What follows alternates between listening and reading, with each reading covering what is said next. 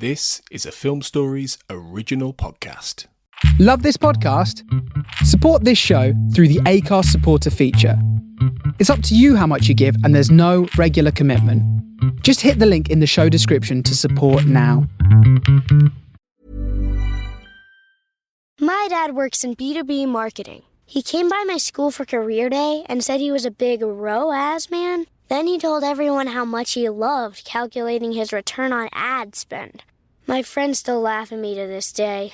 Not everyone gets B2B, but with LinkedIn, you'll be able to reach people who do. Get a $100 credit on your next ad campaign. Go to linkedin.com/results to claim your credit. That's linkedin.com/results. Terms and conditions apply. LinkedIn, the place to be, to be. Hey, I'm Ryan Reynolds. Recently, I asked Mint Mobile's legal team if big wireless companies are allowed to raise prices due to inflation. They said yes. And then when I asked if raising prices technically violates those onerous two-year contracts, they said, "What the f*** are you talking about, you insane Hollywood ass?"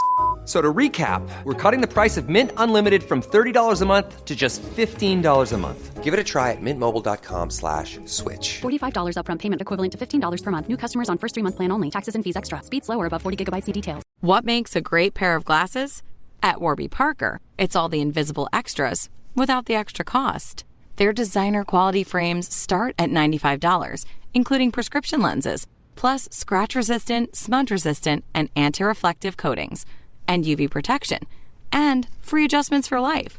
To find your next pair of glasses, sunglasses, or contact lenses, or to find the Warby Parker store nearest you, head over to warbyparker.com. That's warbyparker.com.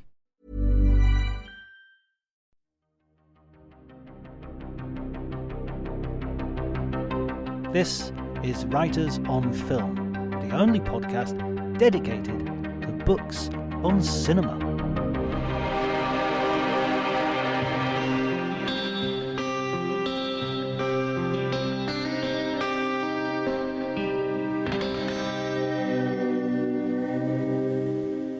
Hello and welcome to Writers on Film. My name is John Bleasdale. I'm a writer and critic, and this week I'm very excited to be talking to Noah Isenberg, who has written the book on Casablanca, We'll Always Have Casablanca. I'm really excited about this because if you go to my Letterboxd page, you will see Casablanca is right up there in my favourite films, even though, you know, such notions and such ideas as picking 4 favourite films out of the entire body of work of world cinema is a little bit ridiculous, but Casablanca is definitely a film that I've found moving, funny, influential, and I've probably seen it the most times of any single movie. I've watched it again and again on television. I've got the DVD, I had the video cassette, now I have the Blu-ray very recently because of Noah's book. So it's just a film that's really stayed with me, and I've also seen it several times on the big screen. There were some Liverpool. They would show.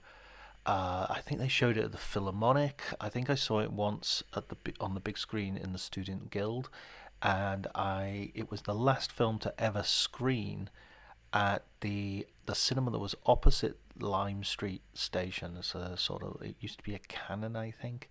And they were closing down, and the last film was Casablanca. It was an amazingly moving screening in which they also brought the old projectionist who'd been at the cinema for a very long time out to the front, and everybody applauded him. If you enjoy the episode, please remember to subscribe, to like. Spotify is now doing ratings, so if you can hit a high rating, that would be great. Also, obviously, if you could leave reviews on if you're listening via Apple Podcasts, then that would be great as well.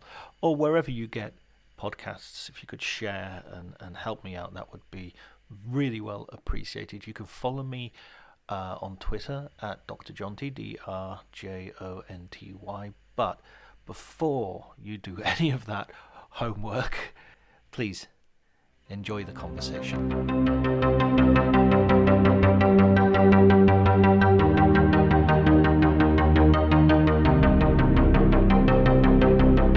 So it was a film I'd heard a lot about, and then it was on like a BBC Two Humphrey Bogart season, which is something that sounds about right.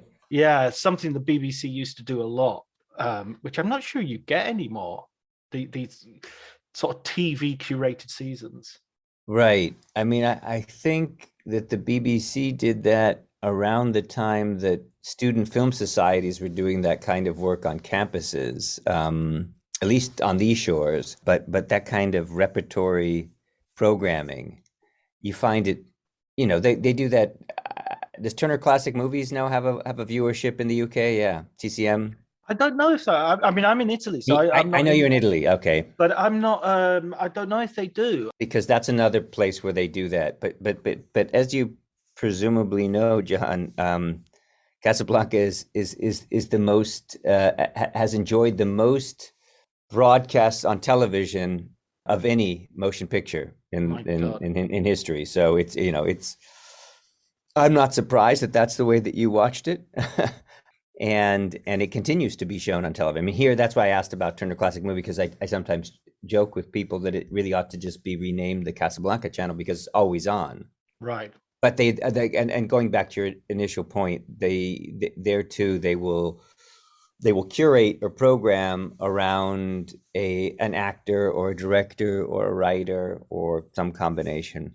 What was your first experience of it? Was it a TV? It's funny. That's a very good question. I remember watching it with my mom, and I think that it probably was on television. I don't think we went to see it. Saw it in the theater when I was a student later. So at university, actually in graduate school, Berkeley.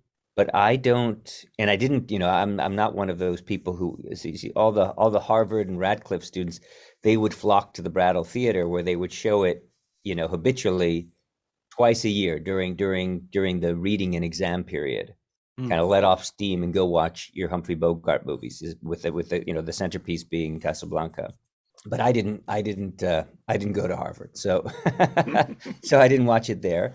And I had an opportunity to watch it there Valentine's Day, on February 14, 2017. It was the first event for the book was at the Harvard bookstore. But on the 14th, I caught a train and had to get back to New York. I did with Molly Haskell, who's a wonderful film critic and historian. We did a conversation that same night in New York at a terrific bookstore in Soho called McNally Jackson. So I missed my chance to go to the Brattle. Molly's coming on the podcast later this year, hopefully. Wonderful. She's a dear friend. She's unparalleled. She's she's amazing, absolutely amazing. One of our finest film critics ever. I'm absolutely delighted to sort of, I reached out to her a little while ago and she got back to me. I'm very pleased to have her on, pending sort of arranging things and scheduling stuff and that. But she's very generous. I'm sure she'll make time for you. So yeah, no, I appreciate it. I already got that feeling from the email. If you didn't get feelings like that, but there is a tone of voice that you. She's an amazing. I was lucky enough to get her out here to Austin pre-apocalypse to do. She did at the Austin Film Society. She introduced and then did a conversation for Hawks's It's Girl Friday. Oh, yeah. And then I was teaching screwball comedy that semester. And so she spoke with my students as well. It was wonderful. She's so great. Wow. Yeah. And what a fun combination as well. Yeah. It was really, really, really fun. So what was, so when you first watched it with your mum, what was was there an immediate impact or a sort of an immediate appeal for you? Well, I was a sort of a surly teen at the time, I think, and I think I reflexively questioned anything that my mom or father, for that matter. My mom was more the cinephile in the family. Though I used to go to the movies with my father. My father, unfortunately, is no longer alive, but we used to go when I was younger to the movies as well. But it was with my mom at that time that I watched Casablanca, and I think it was kind of a knee-jerk or reflexive response to question anything that she would like, and to automatically classify it as the taste of the middle-aged, the older set. And that, look, it took some maturing on my part, needless to say, but one of the things that I did come to realize, not only in the process of writing the book, but also teaching classes centered around Casablanca, and having young students take these classes, is that, you know, it doesn't require you being in your, 50s, 60s, 70s. You can appreciate this film when you're still in your teens. And in fact, I have a couple of kids, one of whom is now making his way deeper and deeper into the teens. And we watched it when I was writing the book, the two boys and I, and they really liked it. Yeah. Which is the older one, especially. The older one was beginning to learn more about the Second World War, and I think he found it a gripping portrayal of that period, which is one of the ways in which to understand the film, I think. And it really kind of, it captivated then, at the time, captivated audiences, and continues to captivate audience on that level. Obviously, there are many other levels. I mean, he was far less interested, I think, in the love story. That was me, you see. I was the other way around. I watched it, and I was 16. I can remember now I was 16 because I was working in a shoe shop, and I've got that in my head. And my family had gone out. It was before Christmas, so everybody was out of the house. And I watched it, and I had and when they started drinking, I thought, oh, and I sneaked off and got some gin from my mum's, and I drank gin and tonic while watching it, and it felt like very sophisticated, very sophisticated, very cool. The drunken Humphrey Bogart, and then Ingrid Bergman turning up, and there are 2 or 3 shots of her, and I was smitten, and that just blew me away. Well, that's obviously another very common, I think, response that the film elicits in viewers, and that's through Bergman, and just through her. I mean, just the way that she kind of fills up the frame, and just as the way that her eyes then fill up with tears when she sort of in the singing of La Marseillaise, but even just the way that she lights up any scene in which she appears.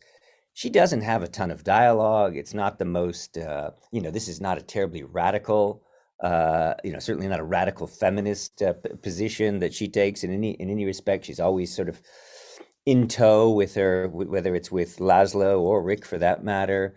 And, and I even has that, in fact, when talking with Molly about this, one of the lines that she finds so kind of cringeworthy in the film is when she turns to Rick and asks him to do the thinking for her. Yes. Yeah, you do. So it has all that, and yet somehow she's just, look, the 27-year-old Swedish-born Ingrid Bergman is just as she the book opens with this epigraph from her in which she talks about kind of almost a mystical dimension of Casablanca, that it kind of needed to the film, in a way, it filled a need, and it filled a need that predated the preceded the film, and there is that sort of pent up need for a movie like this, a movie that kind of follows a character arc of Rick Blaine, and this the subordinating one's libidinal desires and for the greater good. I mean, this was certainly a message that was at the time when America, just recently entered the fight, and when you still had a very, very large and powerful isolationist faction in the U.S. that wasn't quite ready to get into the war. And in fact, their main slogan, "No foreign entanglements," I think was still resonant for a lot of Americans. But to have that film perform that, so it has an almost propagandistic function. It is aimed at, just as the Capra series "Why We Fight" also, much more explicitly took on that task. But Ingrid Bergman, yes, on some level, she's just kind of an appendage in certain scenes, and yet, despite that, she's not really what you'd call a scene stealer in the conventional sense of a scene stealer. But boy, does she light it up! What you were saying earlier, I was just thinking of the sort of to translate that into a sort of meme language. It's sort of like, yeah, sex is great, but have you ever tried winning the Second World War with a friendship? Yeah, exactly. Exactly. That would be the sort of good distillation, John. I think that's pretty much it. And look, let's face it, there were two not to get too far ahead of ourselves, but there were two competing censorship bodies that both of which were bearing down on the film. There was the Production Code Administration, the Hays Code, which was the self-censorship body that went into effect in summer of 34 and remained intact until the second half of the 60s. And then there was the Office of War Information that vetted all scripts and films that were, feature-length work that was done in Hollywood from the time, basically from the moment after Pearl Harbor, the same time that actually the script for Casablanca arrived in Burbank, California, Warner Brothers Studios, as fate would have it, up until the end of the war. And so in this particular instance, the sex is good, but winning the Second World War is obviously better. You take the final scene of the film, about which there's so much conjecture and people love to kind of speculate, but there's no way that Ingrid Bergman can stay with Bogey, that Ilsa can stay with Rick, because, well, there are two reasons. It's very, very simple, but people don't often think about these things. One, for her to stay with Rick would be tantamount to condoning adultery, so you're not going to get away with that with the Production Code, Mr. And the other, if she stays with Rick, then she leaves her husband, Victor, to board that plane, and it will no doubt, compromise the good fight. So it's the perfect solution. I mean, the ending of that film is wonderful in many ways, including the Hal Wallace line, Louis, I think this is the beginning of a beautiful friendship, but also because it just so neatly kind of ties up this otherwise irredeemable problem, right? What do you do with this torrid love affair that cannot somehow continue? And what do you do in terms of lending, full-throated endorsement and support of the Second World War? And that all gets worked out. I mean, and still, miraculously enough, thanks to, I guess, Hal Wallace's line and Claude Rains and Humphrey Bogart marching off into the mist on the tarmac, is that it still has enough ambiguity, and in fact, so much ambiguity that many people speculate that is in fact the true romance. The true romance is actually Captain Renault and Rick. But anyway. If I was a woman, Rick, and exactly. I'd be very jealous. I would be in love with you or with Rick. If I were a woman, and if I weren't around, I think too is the way he said that brilliant line. And if I weren't around, that's a cracker. He's such a good character. He's wonderful, and he gets the best lines actually in terms of the wit. He gets the lines that were no doubt crafted by the Epstein twins, Philip and Julius, who were known for their really, really mordant sense of humor and for their irreverent wit. And that irreverent wit, I think, is all in the hands of, well, I mean, Bogey has some great lines too, but I think that Claude Rains as Captain Renault really gets in some of the zingers. You feel it's a sort of an ensemble movie in that sense, that there's no, I mean, that's what I loved about your book as well. It brought out loads of stories, some of the stuff I didn't know, like Yvonne and the Russian bartender were actually married and stuff like that. But you got halfway there. Yvonne and the croupier and right, the croupier.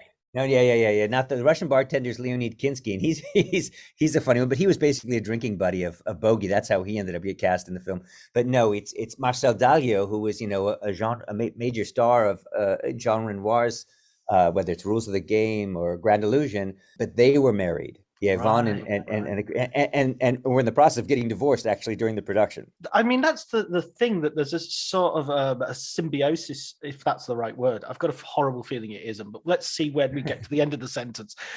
Between the fictional sort of Rick's Cafe and the original play was called Everybody Comes to Rick, and the movie, in the sense that it's got all these immigrants and all these people coming to the movie at a precise point in history, in the same way the characters are coming to Casablanca at a precise point of history, not because they want to, but because of history, Yeah, but I don't think it's a bad word at all, symbiosis. I think that the different players, especially, you get about 75 members or so of the extended cast, so not just the 14 or so credited players, the principals.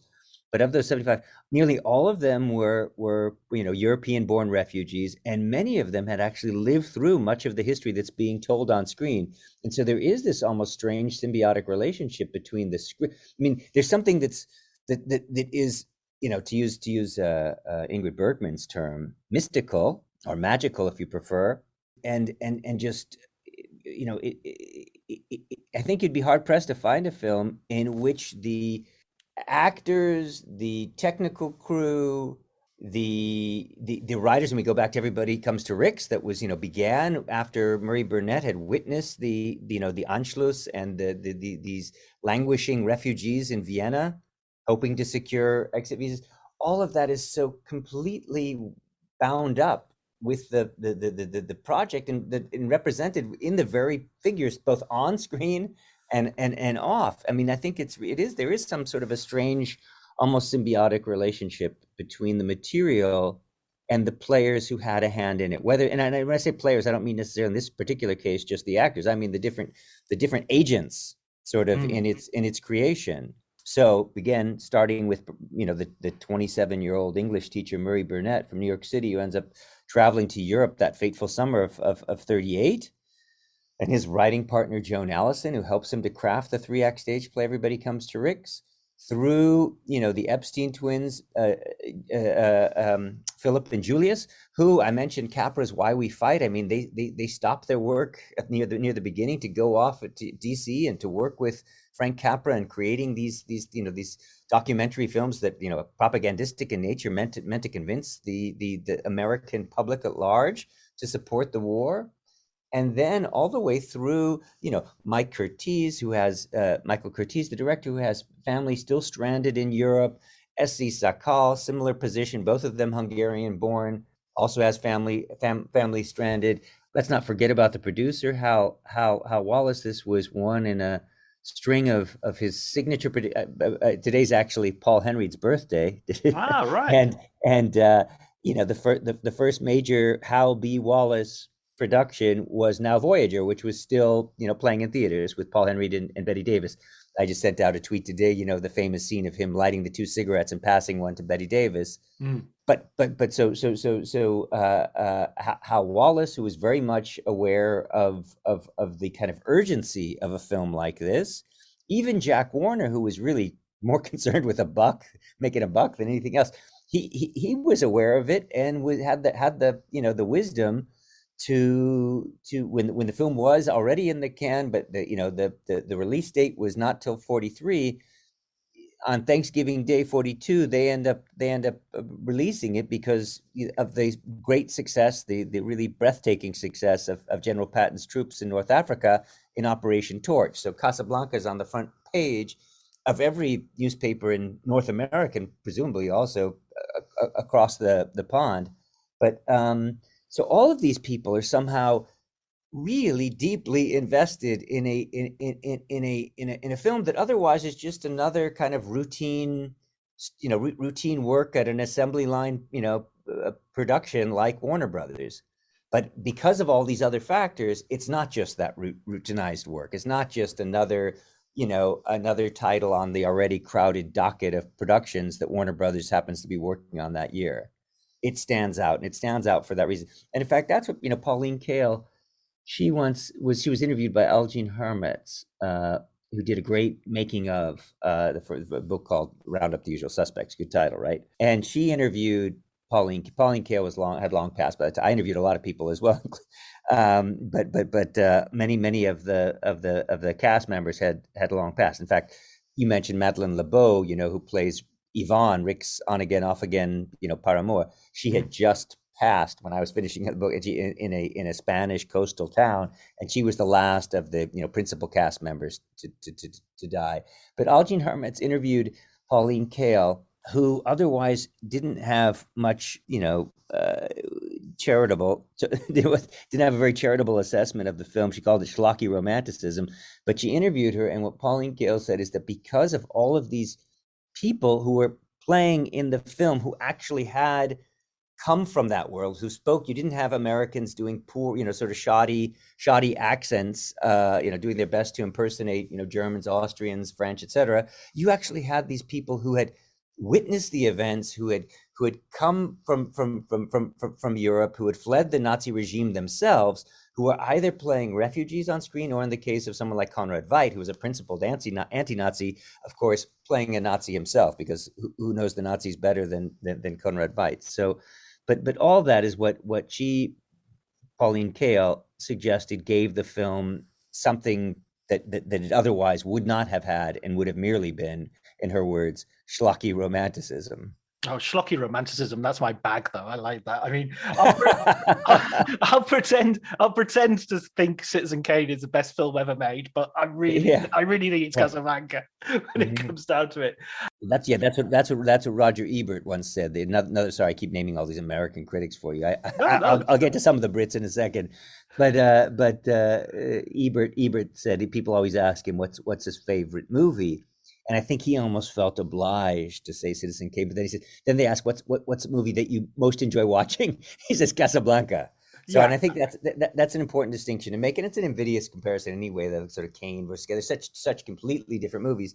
But I do think you're right. One of them, there was a piece that came out in the New York Times Book Review many years ago, again, Dan Coyce, which was on aspirational viewing. The movies that you think, it's kind of like, claiming that you. That you love a Tolstoy, or that the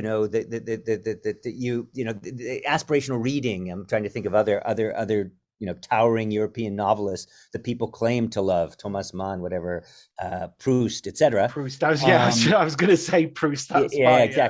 Exactly. You could nothing like cuddling up in bed and reading Swan's Way, or or Robert Musil as well, Man Without Qualities. I mean, these massive novels. This is aspirational reading, and the same is true, I think, in the sort of celluloid universe. There's certain films that have a kind of gravitas, none more perhaps than Citizen Kane, and people feel that they must claim that as part of their whatever their repertory of favorite films. But I agree with you, and I'm not suggesting that Kane is in any way a bad movie, not at all, but it's nowhere near as pleasurable an experience as watching Casablanca. And I think I can say that, even, needless to say, I'm biased, but you'd be hard pressed to find people who would tell you otherwise. I mean, I don't know if this is necessarily a sort of criteria that you can even use critically, but I would happily live in Casablanca. Yeah. I would happily stay in Rick's, but I wouldn't want to live in Xanadu. I would. So maybe there's just that Citizen Kane again. You're right. We don't have to compete. You brought to mind Purple Rose of Cairo. Isn't Purple Rose of Cairo where you enter into the celluloid universe? Exactly. And I'm with you. It is a thoroughly enchanting and even seductive world. Yes, and yes, Xanadu is, we're kind of heading more into Succession land in Xanadu. I mean, a beautiful gilded cage. Yeah. No, absolutely. I thought, sort of just winding back a little bit when we were talking about the immigrants in the background and everything, and the accents. I think you call one of your chapters actually such much. Yes, because that dialogue, that so much o'clock, such much. Yeah, exactly.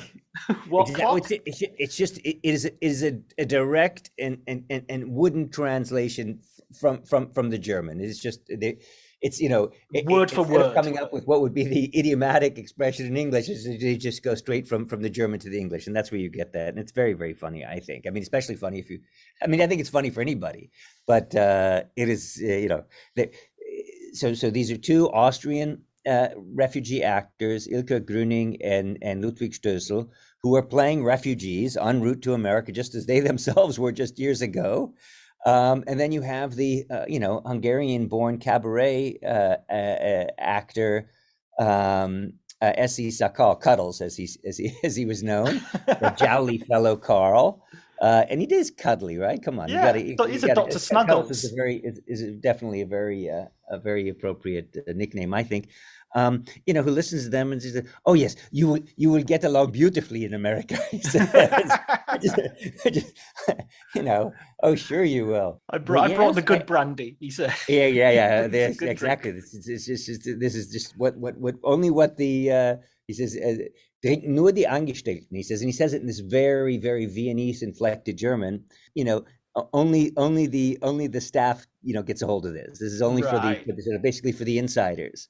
So he brings it, yes, and he says, but the good brandy and a third glass. He says, and a third glass, so that he can have the brandy with them. I mean, that's where I think there's a warmth and a generosity in the film, is that you're not laughing at No. Johnny Foreigner for not getting the right No, words. You're sort of with them, absolutely. And you're cheering them on, the fact that they're preparing to go to America, the fact that they're among the lucky ones who secured an exit visa. And absolutely, no, there's nothing cold-hearted, far from it. I mean, I think the terms you just used, warmth and generosity. I mean, I think watching Casablanca in many respects, even there are the slightly more propagandistic aspects of the film, and I think it's important to recognize those. But taken as a whole, it's really like, it's a warm bath. I mean, it's just there is so much of that generous spirit, and I think that it's funny. So when I was writing the book already. Trump was had just begun his term as president, and the kind of xenophobia and anti-foreigner rhetoric was really just getting amped up, and so it was very difficult for me to look at this picture and to think of this larger kind of cultural history that I try to, recount in the book, without it being somehow refracted through the lens of the present, and the Syrian refugees who were being, who were also waiting in rapt anticipation, the way that the refugees in North Africa were to cross the Atlantic, and those treacherous journeys from Greece, to where were they headed to Spain? In fact, from North Africa to Italy, and from sort of exactly. There to are these different. I mean, these are the other refugee trails. I'm a bit geographically challenged here. I'm trying to remember exactly the route that they took, but yes. I remember that they were on Lesbos. There was a huge group of refugees that had come from Syria, and you're right, in Italy. And again, in that moment, we didn't have the message that was being transmitted so powerfully in Casablanca to audiences circa 42, 43, which is, we need to do something. We need to, and it was just the opposite. Whether it was in Italy, or whether it was in the U.S., or whether it was in Hungary, or elsewhere, this sort of nativist rhetoric and these autocratic regimes, it was beginning to really resonate again for me, and become that much more urgent. I mean, just as. So when Murray Burnett returned from Europe at 38, he told his writing partner Joan Allison that they have to do something. We need to there was an urgency. This was, so they were writing this. It wasn't just so much or exclusively in the name of art that they were writing Everybody Comes to Rick's, but also in the name of politics. And you kind of have in sort of thicker brushstrokes, but you have that backdrop already in the 3-act stage play, and of course that gets punched up by the Epsteins and by Howard Koch in the adapted screenplay. And of course, you've got the sort of the thing that isn't spoken of underneath it, and now watching it is sort of unavoidable. Of like, nobody says the word Jew in the film, but that you can't watch it post 1945 and not be watching it with that idea that many of these people who are trying to get out are fleeing for their lives because they're Jewish. Correct. I mean, the majority of them were, or at least even if they didn't consider themselves to be Jewish, The Nazi regime had branded them Jewish. And what I mean by that is that many of them were so thoroughly assimilated that in many respects and this is almost a cliche at this point, but thought themselves to be more German or more Austrian than the Austrians or Germans. So they were then suddenly branded Jews and unwanted and thus forced to flee. But you're absolutely right. I mean, essentially, there are a few exceptions, but I always the bookmarks that I tend to give is between around the jazz singer and gentleman's agreement. You just don't have references to Jews on screen. There are a few exceptions. In fact, Claude Rains plays a rabbi in a Warner Brothers production. Oh God, I wish I could give you the title, but in the 40s, and that's one of the very, very few exceptions. But you're right. I mean, I think it's funny. I don't know whether audiences in 42, 43, so from Thanksgiving Day onwards, from November and then into 43, 44 during the war, would have necessarily thought of that. I almost think not, only because newspapers were so careful. All manner of media. So just as in the picture business too, and this has been written about at considerable length. But you had many of the studio bosses had come from Europe themselves, were Jewish as well. They didn't want to rock the boat, and they didn't want. One of the things that they were really doing was they were serving as sort of arbiter. Ryan Reynolds here for, I guess, my 100th Mint commercial. No, don't. I mean, honestly, when I started this, I thought I only have to do like 4 of these. I mean, it's unlimited premium wireless for $15 a month. How are there still people paying 2 or 3 times that much? I'm sorry, I shouldn't be victim blaming here. Give it a try at mintmobile.com/switch. Whenever you're ready. $45 upfront payment equivalent to $15 per month. New customers on first 3-month plan only. Taxes and fees extra. Speed slower above 40 gigabytes. See details. My dad works in B2B marketing. He came by my school for career day and said he was a big ROAS man. Then he told everyone how much he loved calculating his return on ad spend. My friends still laugh at me to this day. Not everyone gets B2B, but with LinkedIn, you'll be able to reach people who do. Get a $100 credit on your next ad campaign. Go to linkedin.com/results to claim your credit. That's linkedin.com/results. Terms and conditions apply. LinkedIn, the place to be, to be. Of taste, and they were shaping American culture and American social mores and all that. They didn't want anybody to look at their films. And in fact, this is one of the things that happened when Harry Warner was brought in to testify before Congress in September of 41, just months before the bombing of Pearl Harbor. He was accused of beating the drums of war and accused of being the term. I mean, it's to hear this term today. It's amazing. It makes me. It's not much of a threat in my case. I'd say I pull out my hair. All my hair is gone, so I can't. That's not much of a threat. But prematurely anti-fascist was the term that they used. Prematurely anti-fascist. Wow. Yeah, exactly. So they were beating the drums of war, and they were prematurely anti-fascist. And so Harry Warner testified before this, again, very vocal and powerful isolationist faction in Congress. And you think once more about their chief slogan, no foreign entanglements. And, there was America first, essentially. Yes, absolutely. It was America first. It was. I mean, the line is direct. I don't think there's any stretch. People, you'll take some heat when you start drawing other affinities between Nazi tactics and America first. But I think that the line between the isolationists and nativists in the 1940s to the Trumpers in America first, I mean, it's a very clear one. It's not even a jagged line.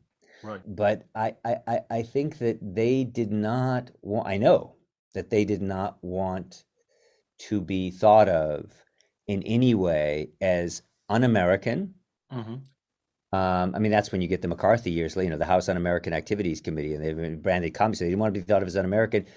Communist, even then, and that of course heats up even more after the war, or in any respect different, really. I mean,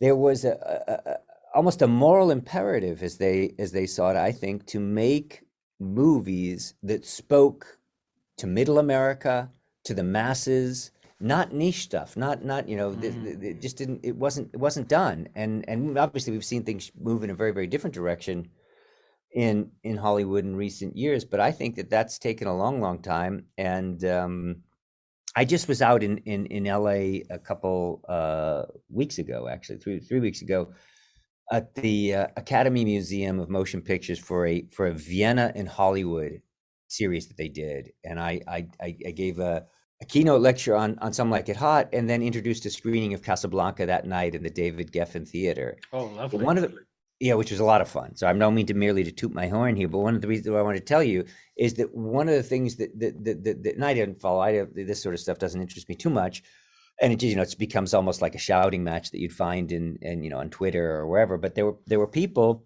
who felt that the Academy had not recognized the number of Jews who actually had helped, because they still were operating in a way that didn't want to speak to that. And I'm not sure that's entirely true, but I do think that there still is, that impulse has, over generations has been, don't draw too much attention to that. Don't, be careful. You could almost hear a grandmother telling you that, or it would be the case of my family, but don't draw too much attention to yourself. Right. And so, yes, in Casablanca, sorry, now to dip a small tangent there, but in Casablanca, I think it's that principle applies. But I also think that's why when you refer to the propaganda, and I agree, obviously it's to the service of you can see a very clear sort of propagandistic message. I don't mind it, because I'm thinking, well, good, we need to fight Nazis. I'm not that uncomfortable with it. Right. I agree wholeheartedly, but it is there. It's unlike other more subtle aspects of the film. This is really front and center. Oh, look, the drowning out of Die Wacht am Rhein, which is one of the most famous and one of the most powerful scenes in the history of motion pictures. Yeah. Is a clear call for people to stand up and sing for freedom. I mean, they're singing La Marseillaise in this case, and not whatever Star Spangled Banner. That's what I was going to say. Doesn't that to some degree sort of mitigate it? Because propaganda makes me feel of sort of nationalism, whereas this is more like internationalism. You've got the Spanish flamenco guitarist playing the, Carmen Mura was the moment that she starts playing that guitar, it's coming. I agree with you 100% here. Yes, were they to be standing up and singing God Bless America, it would be a very different film. And in a way, having this international and it's a group of refugees largely who are standing up and singing as a sort of a surrogate, it still drives home the need to fight, right? The need to defend yourself, the need to do the right thing. I mean, that's what's also, I mean, in the 1940s, and by 42 for sure at the latest, I think it's a pretty clear moral decision that needs to be made, and one that to my mind is really quite easy to make. But you're right, it's not espousing jingoism or nativism or anything, any of the insidious ism. What it is calling for to a certain extent is a kind of internationalism, is cooperation among nations, cooperation among different ethnicities and backgrounds, to join forces to fight this evil, to fight fascism. And also, I mean, the French, the Marseille comes out of the French Revolution and the sort of birth of modern liberalism and modern, No, you're absolutely right. Interestingly, I mean, that's got a slightly tortured history, as so many songs do. I guess it was also used as a sort of rallying. I think, I can't remember whether it was in the war against Algeria. I mean, all of these anthems end up finding their way into the muck, it seems. Yeah, it's got a couple of verses. Yeah. There's something about blood and the sword, and I can't remember. But anyway, what's being sung here, and what's so important is that the citizens must rise, and the citizens must fight, and it's not again, it's not militaristic. It's kind of a popular front, really. And it's funny. These are things that are more subtle. They're brought up, but they harken back to the stage play. To Everybody Comes to Rick's. But Rick Blaine was also a freedom fighter. I mean, he was fighting on the side of the loyalists in Spain, as Claude Rains' character, Captain Renault, reminds him. And got paid very well both times. Yeah, exactly. You would have been paid much better had you been on the side of the victors, what he says. Yes. So yeah, he's definitely not only a man of the left, clearly, and if you're going to kind of dissect things politically, but he's also somebody who likes to fight on the side of the underdog. And this, right. the group assembled inside Rick's Cafe, who do they represent more than anything else? The underdog. They're the ones who are the persecuted. They're the ones who must rise and fight against the Nazis. And this is all part of the sort of propagandistic nature of the film, but it's good propaganda. and even Laszlo at the end says, we're going to win this time. And that this time is like, because we never win. Right, exactly. This time I know our side will win. That's right. That's what he says to Rick, because Rick has joined, and he knows too. This is what's funny, because, poor Paul Henry, whose birthday is being celebrated today. Happy birthday, Paul. Happy birthday, Paul. And his daughter, Monica, we all traveled to Morocco together on this State Department junket that was a lot of fun. Algene Harmetz was there, Jessica Raines, Claude Rains' daughter. But Monica Henry is doing a terrific job of preserving the legacy of her father, and she has a documentary film that it's Paul Henry Beyond Victor Laszlo, I believe is the title. But anyway, Paul Henry is especially here. I don't know whether this is so much the case in the UK, but he's often just eclipsed by Bogart. People, the love of Bogart. People are always, I'm on Team Rick. They're always, you need to declare your.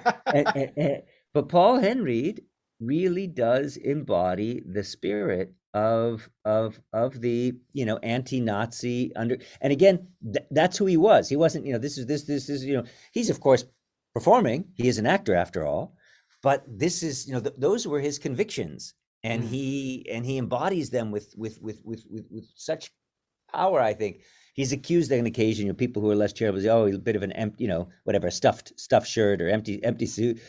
He's stiff compared to Rick, but it's easy to look stiff compared to Rick when Ingrid Bergman is planting her, her mouth on Bogey and only giving the occasional peck on the cheek. I know to Victor. So I think one question I've got, and this might be my stupidity that I'm revealing, but when Rick at the end says to Victor, she came up to my room last night and pretended she still loved me, and I let her pretend. Yeah. Is he saying to Victor, I had sex with your wife? Yes. Sorry? He's just kind of he's coming clean about it, but that's exactly what he's saying. Man, because I was watching it this time going, I've never noticed this before. What the hell is he saying? That's exactly what he's saying. And visually, that's what Arthur Edison's camera is telling us when Ilsa goes to visit Rick and try to get those letters of transit from him, and in the process, falls into his arms, and they have that impassioned embrace, the kind of kiss that you never see with Laszlo. Again, why is it that Rick looks so good? But that's when Edison's camera, gives us that phallic watchtower, the post-coital lighthouse. The light we get the watchtower, and then Rick smoking the sort of post-coital cigarette. All these were, this is just the way in which Hollywood movies from the 1940s could communicate with savvy audiences, saying, "Oh yes, they just slept together." And Rick, rhetorically, again, in terms of, I was mentioning screwball comedy moments ago, and Molly Haskell and her great work on that period. But screwball comedy was famous for using innuendo, double entendre, that sort of stuff. And in a way, what Rick is doing there, not so much innuendo, but but is basically telling audiences, oh yeah, she came, she pretended to still love me, and I let her pretend. Now, in a very, very innocuous vein, okay, she let her pretend, big deal. So she gave him a hug and a kiss. But really, what he's saying is, I slept with your wife. Yeah. And I felt it's a single entendre, really. Yeah, right, exactly. Exactly. Going back a little bit to one of the things that always amazes me about Casablanca is how Michael Curtiz's reputation is not much higher than on the basis of this film. Citizen Kane, unbelievable masterpiece. I love Orson Welles. He's justly, that Mankiewicz guy did just scribbled a few notes. I'm not entirely impressed by him, but Michael Curtiz directs this phenomenal film, and it's not, it has a raft of phenomenal films, and yet doesn't seem to get. And he has a style. He's not just a jobbing director. He fills the screen. He's as much a technically accomplished director as Spielberg. Right. Absolutely. In fact, I think Spielberg kind of, in a way, picks up on. Spielberg's much more akin to Curtiz than he is to Wells. That's for sure. Absolutely, yeah. Or Kubrick, or any of those sort of. Yeah. In fact, by the way, I keep singing the praises of dear old Molly, but she wrote this great book on Spielberg, which, of course, yes. And she's not a major fan, but I think turned out to be the best person to write a book like that, because she wasn't just a fanboy or fangirl, and kind of came to Spielberg critically. It's a good read. But I agree with you. Curtiz has recently, there is a good biography, and it's a kind of joint biography / critical study by Alan Rode that came out not too long ago. Rode. He says his name Rode. Rode. I'm just writing it down as we speak. No, he'd be interesting to have a conversation with. The book came out after the Casablanca book, maybe a year or so, but we definitely did an event or two together. We did one in DC, in Silver Spring, actually, at the AFI, American Film Institute. And so he's I think brought new attention to Curtiz, but you're right, he's definitely not thought of. And this is something, it's funny, I'm currently working on two books and no books at the same time, but a book on Some Like It Hot, and a book on Wilder, in the same series as the Spielberg series that Molly Hassel's book appeared, this Yale Jewish Life series. These are short interpretive biographies. Right. Wilder was very different from Curtiz in many respects, starting with the fact that Wilder is at heart a writer and continued to be a writer, and at the very least would co-write the scripts of his American films in addition to directing them.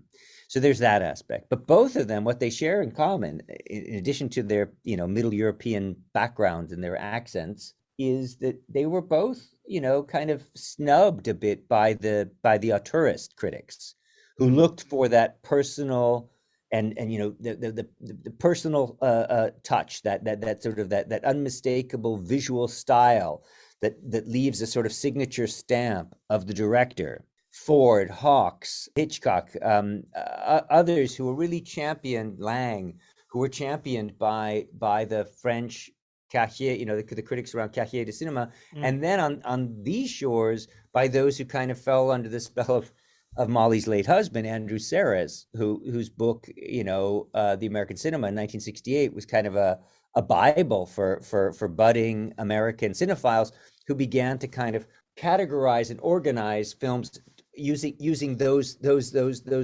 categories. And in fact, with Wilder, I think he's in Less Than Meets the Eye. Nice category, right? Not the Pantheon directors. And I can't even remember where Curtiz finds himself. I remember I did a critical biography of Edgar G. Ulmer, and he found his way into the expressive esoterica category of Sarris's book. I can't remember whether Curtiz did even worse than Ulmer. Such very, very different directors. But the Wilder and Curtiz were just not thought of in the same vein as these auteurist. I always joke with my students that they tend to be white guys with eye patches. They almost all, whether it's Nick Ray or Fuller, they all have an eye patch. John Ford, Lang, Ford, exactly. You got to have an eye patch. It's those sort of renegade directors, Pirates. They're all a bunch of pirates. Yeah, exactly. And Curtiz was not. And Curtiz, he made so many movies. I mean, if you look at his filmography, it's staggering. I can't even tell you. I mean, he definitely into the triple digits. I don't know where, 165. I mean, just crazy number of films. And he was enormously efficient as well as enormously proficient. And you're right, though. Despite that, his ability to kind of churn out high quality films, he does, as you put it, I think, fill out the frame. He does, he is attentive to visual aspects. He's not just some sort of a hack director. Not at all. I think maybe he's a victim of his own success in that he basically dictates what studio style becomes. And then you just go, oh, he's just doing the studio style. Well, no, he's actually making what everybody else is aspiring to around him. And I mean, I do have my problems with Curtiz a little bit because I do feel, after a couple of years after Casablanca, he makes the Santa Fe Trail, which is one of the most horrible racist films of that period, of sort of black people saying, "Oh no, we quite like slavery. Don't get us all riled up." It's Birth of the Nation, but like 30 years later. So I'm not like just celebratory without any, but I just think in terms of those achievements, Mildred Pierce, Mildred Pierce is a great movie, all the way back to the 30s as well. And the sort of like creepy films that he made horror movies. I mean, they're all great. And he really churned out the silence. I don't know, with 2-reelers, 3-reelers, 5-reelers. Like he did it all. And then one of my things is funny. I just read that the memoir by Mel Brooks, and I was thinking of Robin Hood Men in Tights, but he did the Robin Hood that was a great success. Right? Yeah, the Errol Flynn. Yeah, the Errol Flynn, and he had a lot of box office success for sure, but definitely for whatever reason, and the reasons I think we spelled them out, at least some of them right now, but didn't attain the kind of status that some of these auteur directors managed to achieve in the eyes of the discerning critic. And then I think the one of the people we haven't really spoken about much that we could sort of close on, if you like, is also Humphrey Bogart, which is that my first entry into the movie was definitely, as I said before, a sort of Humphrey Bogart season, even though it was Ingrid Bergman probably that hooked me.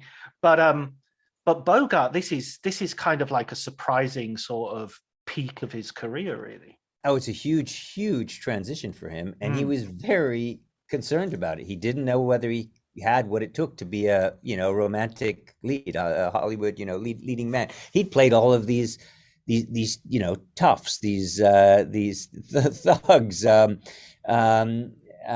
It's ironic that the one of the many biographies written on Bogart that came out by Stephen Canfor, which is tough without a gun, whereas he's often one of the gun toted. But I guess he is so tough. You think about it, Maltese Falcon. He doesn't necessarily need a gun. He's just. But yeah, he came. This sort of hot on the heels of the Maltese Falcon, which Bergman was said to have gone and it was still in theatrical release, and she claimed in one of the many interviews that she would go and watch that movie as a means of trying to understand who this Humphrey Bogart was, because they really they didn't have much of. I mean, people think of this movie as one of the most romantic and kind of erotically charged relationships on screen, whatever. But they it wasn't there off screen, and she found him kind of inscrutable. But he was very concerned about playing a romantic lead. I mentioned, moments ago, we were talking about Paul Henreid as Laszlo, and he only gets a little peck on the cheek, and is a psychoanalyst who was once in the crowd in Philadelphia. And when I was peddling the book, said to me, he says, "He's really daddy. He's daddy. Paul Henreid, he's daddy, and Rick is the lover." I'm like, okay, I'll go with that. I'm like,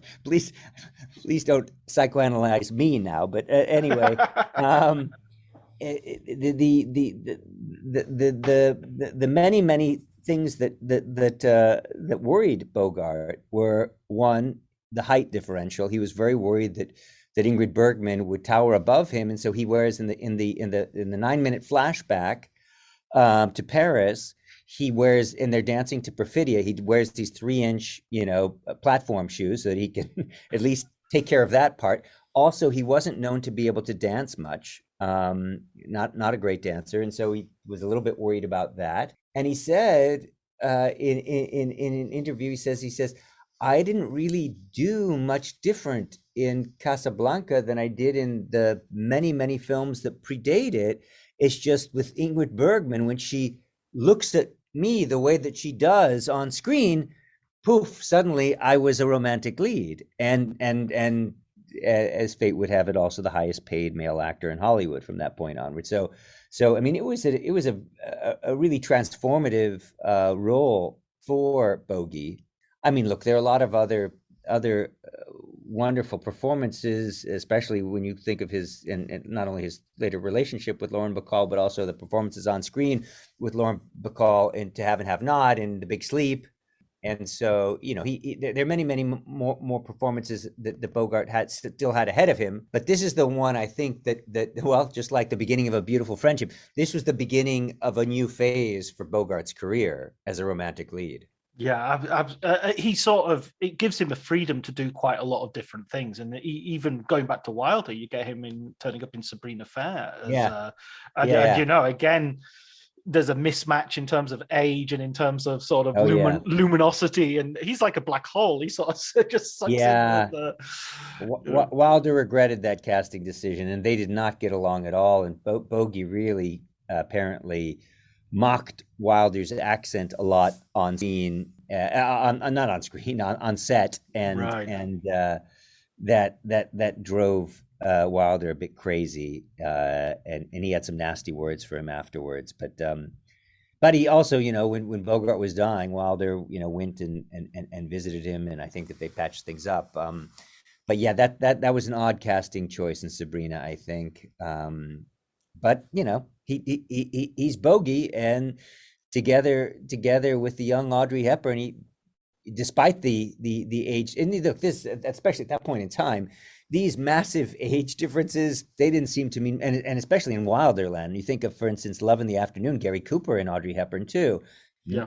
Equally large age difference didn't really much matter. And when you think about it, as we know, how, as Susan Sontag, of course, also remarked about, how movies taught us how to act, how to carry ourselves, when to, as she also says it in the same piece, she says that they tell us that it looks cool to wear a trench coat. But I think that, sure, I mean, you see all these movies with older men and young, they plant lots of ideas, I think, in we're talking about aspirational viewing. There's then also aspirational, sort of wish fulfillment, aspirational behavior. And I think a lot of these films, I'm not suggesting that was in any way their malicious intent, but I think that the people do have a tendency to emulate what they see on screen. And I mean, it even makes it explicit in the flashback period when they're talking about, where were you like this time? I had braces on my teeth. I was looking for a job. It's like, exactly. You weren't the same age, were you? Not even close. Not even close. Listen, Noah, I would like to ask you one final question, which is, I want a book recommendation off you. We always ask for a film book recommendation. So what would you suggest our listeners go and pick up? Oh God! So I mentioned, I just read the memoir by Mel Brooks. That was a lot of fun. I'm not sure that would not be the one that I recommend. I had a good time. It was over the holidays, and I got a good laugh at certain moments. I'm thinking of getting that on audiobook, actually, because Mel Brooks is actually that would be the fun. audiobook. That would be really fun. I really, really, enjoyed the Mark Harris's last book, the biography of Mike Nichols. Mike Nichols. Thank you very much. For some reason, I always blank on that name. I have to confess, I was just thinking of Elaine May. I'm like, biography of Elaine May, like the unknown guy who plays opposite of Elaine May in the early work. Yes, of Mike Nichols. That's a great read, really great read. He's a terrific writer, and it's a wonderful story. And the story of Mike Nichols is fascinating, from his Berlin childhood to America, to the early work that he did at the University of Chicago with Elaine May, to this full range of movies. And incidentally, it's funny, Mike Nichols is very different from Curtiz, but they both trafficked in so many different genres and took on, and some of the movies, were great hits, others were terrible flops. I actually think, Nick, it's funny. There's a point in the biography by Harris where he quotes from Wilder gave Nichols some advice. I think it was something along, if I'm not mistaken, he says, when you're telling a story, you need to be sure to leave a few pearls behind, I think is what he said. But I think Wilder and Nichols maybe have an even closer kinship. The thing that's fascinating in that, that book is terrific. So that's my endorsement. But sure. That's fascinating for me is I'm not as much of a theater person. I don't really come from the theater world, but Nichols clearly did. And that's something that I think also sets him apart from Curtiz, from Wilder, from others. They're all from the old country, so to speak. And Nichols was considerably younger than either of the other two we've been talking about. But he also very much came out of the theater, just as so many directors did from the very world into which he was born. All of those who fled to Max Reinhardt and worked together with Max Reinhardt, that great theater impresario, in Vienna at the Theater in the Josefstadt, or later at the Deutsches Theater in Berlin. In Nichols's case, he really came out of the world of the theater, and that's the kind of transition that he makes to the screen. But that's a wonderful read. Sorry, again, I think it's the coffee talking at this point, John. I went off a bit on a tangent, but I think that's the book that I would recommend. I did like a lot, though. This is fun. Apropos of watching movies with Mom, there is a kind of, as the title will tell you in a second, but the endearing and kind of lovely book by Michael Koreski called Films of Endearment. Oh no, I haven't heard. Yeah, of that. and it's about what his sort of his history, or it's mainly memoir, but of watching movies with his mother, and how that kind of shaped him as a lover of film and as a critic. That one I really enjoyed. What else? I don't know. I gave you a couple. That does sound great. That last one I haven't heard of. So one last one. Sorry, because I'm not quite done with it, but I'm really loving it. Is Dana Stevens' new book on Buster Keaton. She has a new book that's on Keaton. It's called Cameraman, and it's not just on Keaton, but it's on Keaton, how Keaton's work kind of how it jibes or dovetails with all of these other things that are happening in the 20th century. How Keaton is sort of a key player, agent in that larger kind of historical, socio-political and historical constellation. So that's a terrific read. I'm about three quarters of the way done with that now. Oh, I'm definitely getting that, because I've emailed Dana as well, and she's I think she's open to coming on as a guest. So I want to read it, obviously, before she does. And I'm a huge Buster Keaton fan. Buster Keaton is my go-to happy place. Yeah. Well, it makes good sense. We're going to start with Buster Keaton in a couple of weeks. I'm teaching comedies of classical Hollywood. We're going to begin with Keaton. We'll begin with Keaton, Chaplin, maybe a bit of Harry Lloyd. We'll see, and then we'll get into the talkies. Get into to Lubitsch, get into the original Thin Man, a little bit of William Powell and Myrna Loy, and then into some sort of screwball land for a good while, and then make our way up to we end with so Girls Trip, Crazy Rich Asians, and Booksmart will be the last movies that we get to. So we sort of get out of the classical, but look for a certain resonance or a certain structural impact that in terms of script, in terms of story, that these classical comedies from classical Hollywood have for later comedies. But comedy is so difficult, isn't it? I mean, comedy's so difficult to recognize current comedy. I think it's easy to look back and go, oh, I love Blazing Saddles, I love all the Airplane or whatever, and but right now it took me ages to watch Clueless and just think, God, this is a brilliant film. I used to teach that every semester, and I did a big lecture class, a sort of history of of cinema, and I would teach it. It's a great movie, and it's a great movie in the classroom. It's the student. There's so much to make of Clueless. It's worth revisiting, or for people who've never discovered it, certainly worth discovering. And Amy Heckerling, the director, is just enormously talented and has a wonderful career, and is worthy of reappraisal for sure.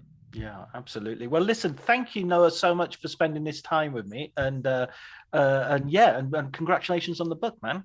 Oh, thank you. I appreciate it. You're very kind. It was a lot of fun talking with you, John. And I know that the Faber paperback is definitely still out. I believe the Norton one is too. Mm-hmm. So I'm excited. People, it's a movie about which people have tons and tons to discuss, and so it's been a great pleasure talking with you, and I'm always happy. Casablanca is sort of my happy place too.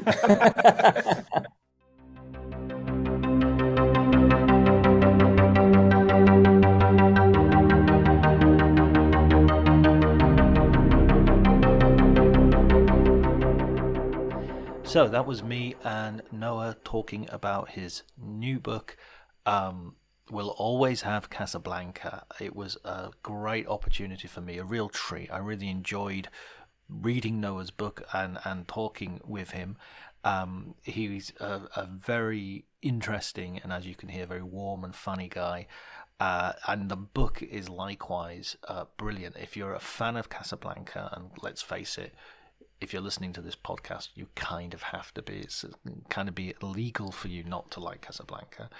So if you're a fan of Casablanca and you want to know more, there is something for everyone here. There is definitely information here that you don't know and that will enrich your enjoyment of the film. All that's left for me to do is thank Elliot Atkins for the music and Ali Howard for the artwork. And until next week, please take care.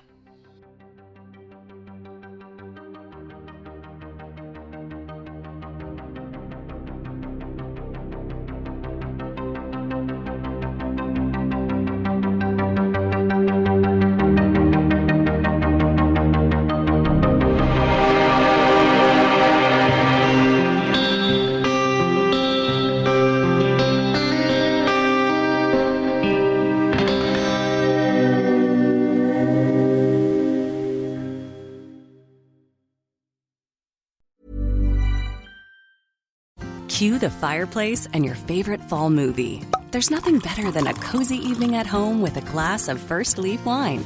First Leaf is a personalized wine club that delivers right to your door. Sounds magical, right? They get to know your favorite tasting notes, which varietals you enjoy, and whether you prefer sweet or dry wines. So in every shipment, you get bottles tailored to your unique palate. Go to tryfirstleaf.com/fall to get your first 6 wines for just $44.95 with free shipping. This episode is brought to you by Progressive Insurance. Do you ever find yourself playing the budgeting game? Well, with the Name Your Price tool from Progressive, you can find options that fit your budget and potentially lower your bills. Try it at Progressive.com. Progressive Casualty Insurance Company and Affiliates. Price and coverage match limited by state law. Not available in all states. My dad works in B2B marketing. He came by my school for career day and said he was a big ROAS man. Then he told everyone how much he loved calculating his return on ad spend. My friends still laugh at me to this day. Not everyone gets B2B, but with LinkedIn, you'll be able to reach people who do. Get a $100 credit on your next ad campaign. Go to linkedin.com/results to claim your credit. That's linkedin.com/results. Terms and conditions apply. LinkedIn, the place to be, to be.